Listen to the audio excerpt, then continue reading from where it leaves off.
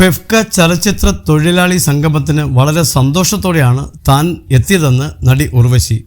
40 വർഷത്തോളം താൻ പ്രൊഡക്ഷനിലുള്ള ആളുകൾ വിളമ്പിത്തന്ന ഭക്ഷണമാണ് കഴിച്ചതെന്നാണ് ഉർവശി പറയുന്നത്.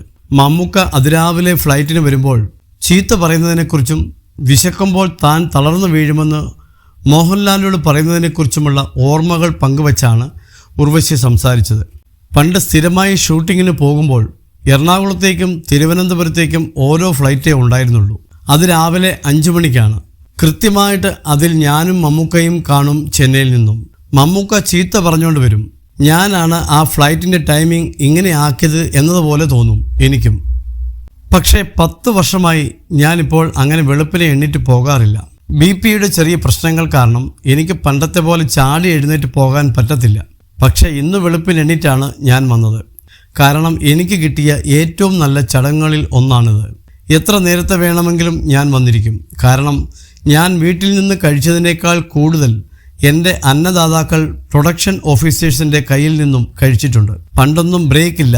മലയാള സിനിമയിൽ വിശന്നിരിക്കും. ലാലേട്ടനെ ഞാൻ ഈ സന്ദർഭത്തിൽ ഓർക്കുകയാണ്. ആയിരക്കണക്കിന് ആൾക്കാരുടെ ഇടയ്ക്ക് പല ഇമോഷണൽ സീനുകളും എടുക്കുമ്പോൾ ലാലേട്ട വിശന്നു ഞാൻ ഇപ്പോൾ തലകറങ്ങി വീഴും എന്ന് പറയും.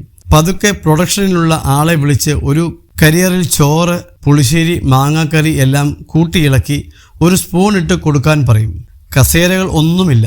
ആർട്ടിസ്റ്റുകളൊക്കെ വെയിലത്ത് കല്ലിൻ്റെ മണ്ടയിലൊക്കെ ഇരിക്കും. അത് കൊണ്ടുവരുമ്പോൾ വിയർത്തൊലിച്ചു നിന്ന് വേഗം കഴിക്കുമായിരുന്നു. ഞാൻ എപ്പോഴും ഓർക്കുമത്. 40 വർഷം അവർ വിളമ്പിത്തന്ന ആഹാരം കഴിച്ചെന്ന് പറഞ്ഞാൽ അത് സാധാരണ കാര്യമാണോ എന്നാണ് ഉർവശി പറയുന്നത്. ഇതിനൊപ്പം തന്നെ ട്രെയിൻ കയറ്റി വിടുന്നതടക്കം ഉർവശി സംസാരിക്കുന്നുണ്ട്.